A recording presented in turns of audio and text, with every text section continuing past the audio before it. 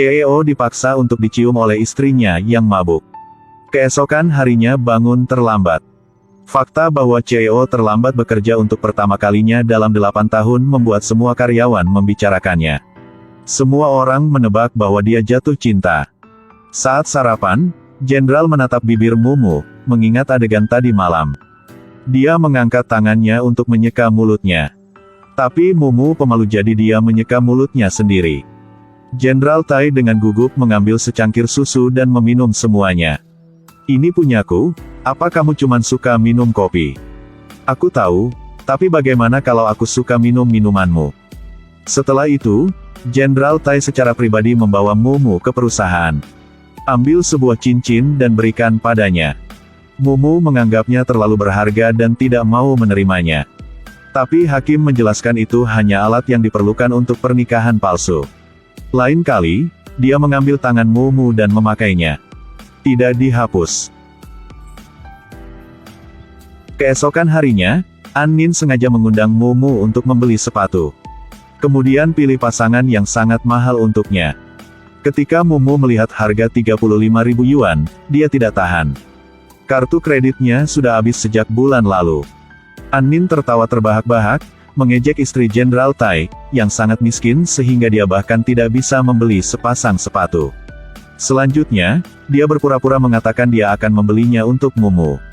Tanpa diduga, Mumu mengeluarkan kartu hitam dari sakunya. An-nin sangat marah ketika dia melihat ini. Saat ini di kantor, Jenderal Tai marah mengkritik rencana kerja yang buruk. Minta departemen media untuk menulis ulang rencana lain besok. Saat ini, teleponnya mengatakan kartu kredit digunakan. Suasana tiba-tiba cerah. Minta sekretaris untuk memberitahu departemen komunikasi selama 3 hari lagi. Mumu pergi ke konferensi pers di malam hari. Aktor lain yang berjalan di karpet merah melihat gaun Mumu mirip dengan miliknya, jadi dia cemburu. Saat menuruni tangga dengan sengaja mendorong Mumu ke pagar. Dapatkan jubahnya ditutupi dengan cat. Dan jas ini adalah sponsor edisi terbatas, hanya ada satu di seluruh negeri. Ketika manajer melihat ini, dia dengan keras mengkritik Mumu, menyuruhnya bersiap secara psikologis untuk memberi kompensasi. Bahkan membatalkan status karpet merah Mumu malam ini. Mumu mengambil gaun itu dan pergi ke kamar mandi untuk mencuci noda cat. Pada saat ini, dia menerima panggilan telepon dari sahabatnya. Mengatakan bahwa temannya memiliki gaun yang mirip. Saya tidak berharap orang itu menjadi CEO. Mengapa tidak memberitahunya? Apakah kamu tidak sibuk? Jadi aku tidak ingin mengganggumu dengan hal seperti ini. Kamu adalah suamiku. Mengapa Anda lebih suka menelepon teman terbaik Anda untuk meminta bantuan daripada menelepon saya? Saya hanya seorang suami dalam nama. Dan dia adalah kerabat saya yang sebenarnya. Apa yang ingin kamu lakukan? Anda mengatakan itu lagi. Rasa sakit. CEO memberitahu Mumu bahwa dia membeli semua barang dari merek itu. Bahkan menemukan gaun yang sama dan membawanya padanya. Tepat ketika Tuhi mengira dia bisa mengambil alih seluruh panggung, tiba-tiba Mumu muncul, wajahnya menjadi gelap karena marah. CEO membawa Mumu ke sebuah pameran. Dia bahkan memakai kalung permata di lehernya. Itu sangat mahal, jika terjadi kesalahan saya tidak seburuk itu. Maka saya akan membayar hutang dengan tubuh saya. Selama pameran, Mumu bertemu kembali dengan pria yang meninggalkannya. Hanya dengan melihatnya, Qin Jing mengenali kalung di leher Mumu. Itulah produk utama dari pameran ini. Tanyakan di mana dia mendapatkannya. Pada saat ini, Bos Lang datang untuk membantu Mumu. Qin Jing dengan cemburu meminta Zhao Jiayan untuk membeli kalung ini sebagai hadiah ulang tahun untuknya. Jika Anda suka, belilah, anggap saja 1 bulan bahagia kita bersama. Trie Giangon menelepon seorang anggota staf untuk mengatakan bahwa dia ingin membeli kalung. Staf mengatakan kepadanya, jika dibeli maka dalam 3 hari harus membayar, tidak ada pengembalian uang.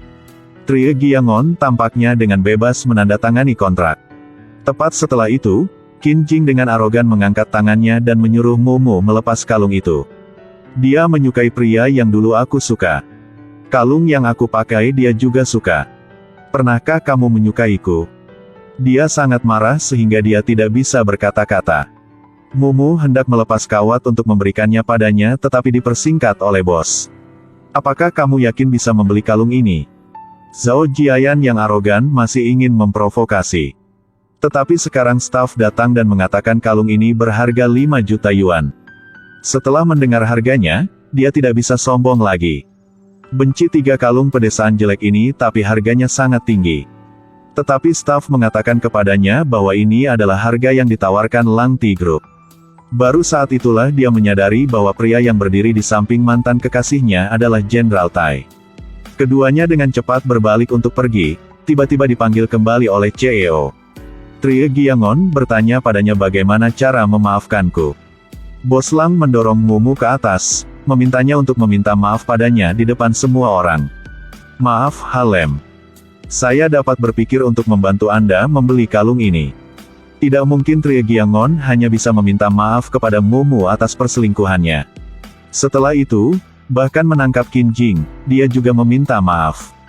Mumu mendengar permintaan maaf dari mereka berdua tanpa penyesalan dan pergi dengan marah. Bos Lang merobek kwitansi pembelian di depan mereka. Setelah ini, saya tidak ingin kalian berdua muncul di depannya lagi. Mumu, demi popularitas, dengan sengaja mengungkapkan bahwa dia dan Jenderal Tai dari grup Lingxi sedang berkencan. Jenderal Tai juga membuat akun untuk membantunya. Menamakannya mendapatkan uang untuk memberi makan Mumu. Mumu melihat nama ini dan menyuruhnya mengubahnya ke nama lain. Tapi sang jenderal mengatakan ini sangat praktis. Berita yang dirilis langsung hot search. Semua orang menebak siapa Mumu. Sangat cepat akun CEO mencapai puncak pencarian. Topiknya adalah suami ini terlalu baik. Saya tidak berharap Jenderal Tai yang sombong terkadang memanjakan istrinya seperti itu. Itu adalah ulang tahun Mumu dan CEO. Kalian berdua yang sudah membuat janji juga akan merayakan ulang tahun kalian malam ini. Di sini, Annin juga secara khusus menyiapkan kejutan untuk CEO. Sengaja berpura-pura mabuk untuk mengajaknya kencan. Mumu di rumah juga menyiapkan nasi dan kue sendiri. Tapi dia tidak terlihat dimanapun. Aku membuka ponselku dan melihat Annin memposting foto selamat ulang tahun. Mumu berpikir bahwa mereka berdua bersama. Dia marah dan makan semua makanan sendirian. Jenderal Tai pergi mencari Annin dan menemukan bahwa dia tidak mabuk sama sekali. Katakan padanya untuk tidak bercanda seperti itu di masa depan. Lalu ingin cepat pergi. Tapi Annin menarik tangannya dan memohon padanya untuk tinggal dan makan bersamanya. Annin, kamu tahu betapa pentingnya hari ini bagiku. Mumu ada di rumah menunggumu. Annin tidak bisa menahan diri lagi, menyatakan cintanya kepada CEO, mengatakan bahwa dia menyukainya sejak kecil. Tapi Bos Lang mengatakan bahwa dia hanya melihatnya sebagai saudara perempuan sampai sekarang. Cintanya hanya ingin memiliki. Bos Lang pulang ke rumah untuk melihat Mumu makan sendirian, mengetahui bahwa dia marah. Jadi guntingnya pergi ke satu tempat. Di mobil, Jenderal Tai mengeluarkan hadiah ulang tahun untuk diberikan kepada Mumu. Dia membukanya, itu adalah sertifikat kepemilikan rumah. Anda memberi saya rumah? Tidak bisa, tidak bisa. Hadiah ini terlalu besar, saya tidak bisa menerimanya. Tidak apa-apa, itu hanya formalitas. Maksud kamu apa? Kita sudah menikah. Barangmu juga milikku. Presiden bertanya pada Mumu di mana hadiah itu untuknya. Mumu dengan malu-malu mengatakan bahwa dia membuat kue untuknya dengan tangannya sendiri. Tapi karena saya marah, saya makan semuanya. CEO membawa Mumu ke toko roti lagi.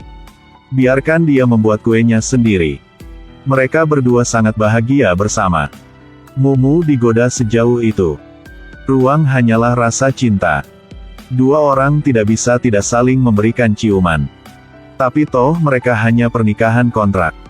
Keesokan harinya, Mumu merasa sedikit menyesal. Untuk menghindari CEO, saya pergi ke tempat yang jauh untuk syuting dengan kru. Tanpa diduga, ketika dia membuka pintu kamarnya, dia melihat seekor anjing. Ternyata Bos Lang mengikutinya ke sini lagi.